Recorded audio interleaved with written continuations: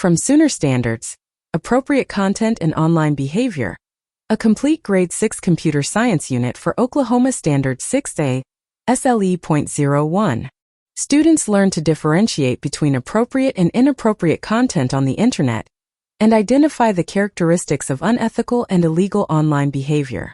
Inside, a full teacher guide with pacing, misconceptions, and a scoring rubric, plus a content lesson with built-in comprehension checkpoints.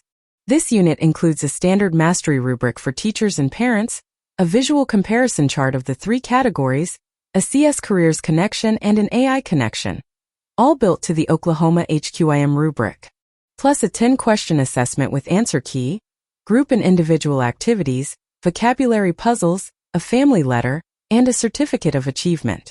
That's 3 to 4 days of no prep, HQIM-aligned instruction across 34 ready-to-print pages.